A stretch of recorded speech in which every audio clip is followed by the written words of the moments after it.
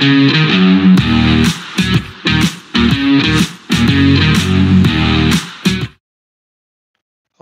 welcome back to the SuperCoach and Off channel. In this video we're going to review round 21 of the 2024 AFL SuperCoach season.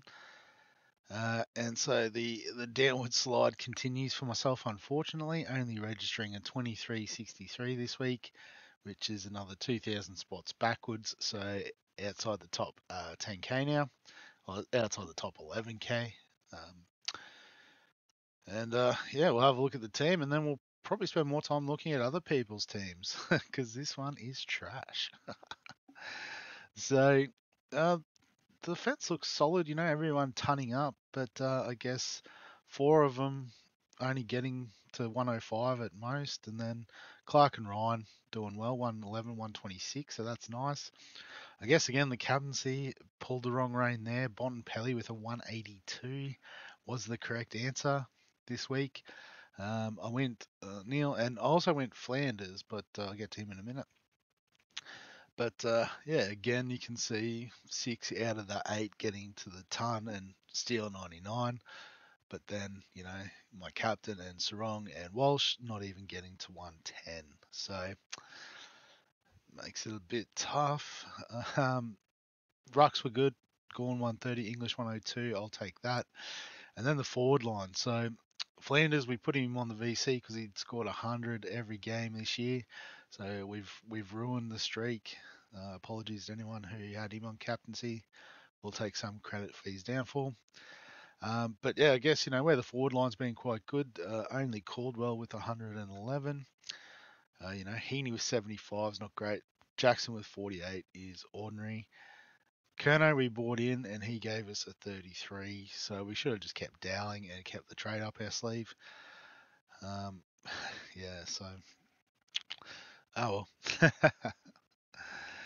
well. But let's, like I said, let's have a look at the games, and I'll give Jason Raiders a shout out. He's smashed me by 100 odd, so 24.98 is a nice score. VC and Bont, you know, was the difference there, so that's 80 points straight away. You know, or well, actually, yeah, he doesn't have Neil, so, you know, you could almost say 160 points he's got on me there, minus, you know, even if it was to minus Briggs's 86, that's still 100 points. But yeah, Tommy Stewart with 120, so obviously that's one we've missed out on. He's been great in the late season. Tom Green's shown a bit of form in the back end as well with a 119. Rowan Marshall outscoring English, so, you know, that's another bit of points there he got on me. And yeah, just no. Oh, and saying that, he had Kerno, he had Heaney, he had Jackson. So yeah, just the players that I thought did okay. He just had players that did better. Sinclair with 142. So yeah, just those fractions of points, but Bont as VC was the big difference. I'll go through all of the main league matchups in terms of the top 8. So the Sand Gropers, number 1, getting the job done over Ward Law and Order.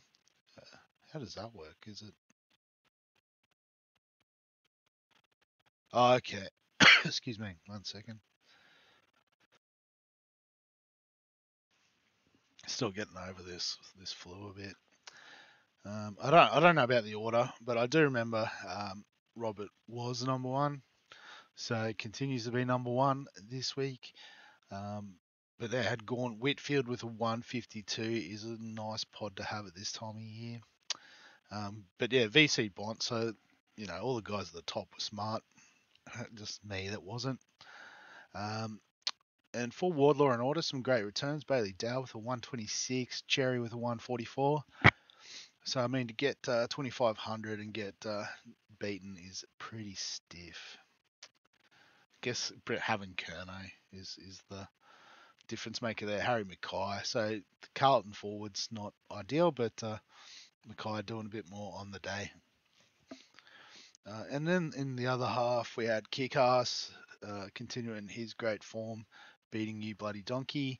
So they both went the Bulldogs VC. However, Bont outscored Treloar by 40 points, or 30 points, I suppose. So that was a nice start. But also having Cherry with 144 is immense. Luke Ryan. So you bloody donkey and a player down apparently. That's a bit stiff this week. I don't know what's happened there.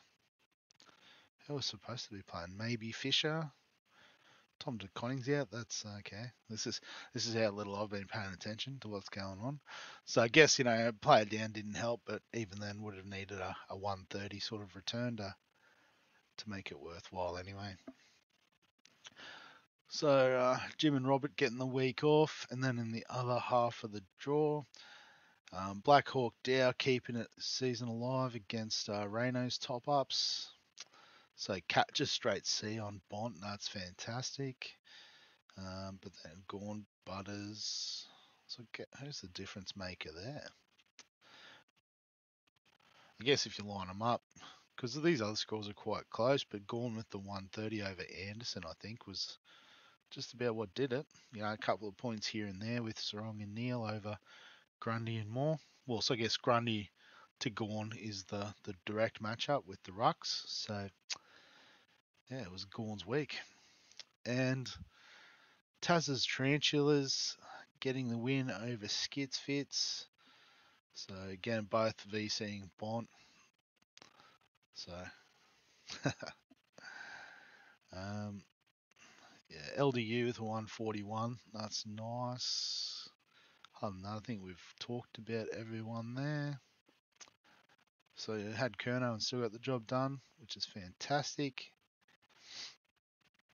Cool. Any other monster scores from the bottom half of the draw? A couple of 2500s as well. I think Jim had it with the 2581 this week. So well done, Jim. Absolutely killing it at this end of the season. So what that looks like for the leagues this week. Let's go to the league. So we've got Wardlaw and Order against Black Hawk Dow. And Taz's Tarantulas against you bloody donkey. With, as I said, Robert, or Sandgropers, I should say, and Kickass through to the preliminary final. And the bottom half of the draw, I do get another crack this week against Anzakazi. But Chaos and Jason's Raiders are through to the minor premiership prelims. Yeah, so I guess, at this point of the year, there's no real trades, which is part of the reason why, I've started doing content on FPL and NFL. So obviously, if you're interested in either of those, feel free to jump in too, give them a little plug while we're going. But the way my team's structured, I really can't do too many moves. It's really just Dowling and Kerno, I suppose, but, it's not much difference there. So Sydney Collingwood on Friday night. So with Sydney, are they good to bounce back? We go Heaney, or do we just leave it till Saturday? Excuse me. Go like Neil again. Well, go on. Sorry. 1 second. There you go. Get the big cough out of the way. Do we target like a Neil or a Dunkley, a VC? Maybe even Sheasel against the West Coast, although I don't know if that's that bad of a draw anymore. And then I think we'll go with the Bont. I think we'll just go the big hitters. We won't muck around too much. Lockie Neal's averaging 119. Bont's averaging 128. So I guess we could bring Gawn into the conversation based off that too with his 122 average. Against Port, I don't know. Who do they have rucking? Not much.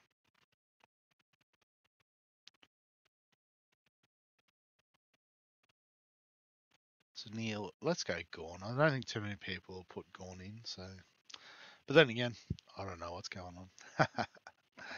So we'll leave it at that for the time being. So as always, if you've got any questions, comments, thoughts, feel free to add them below this video. Give us a like if you enjoy the AFL content. Subscribe for all the fantasy sports content on the channel. And other than that, we'll catch you in the next one.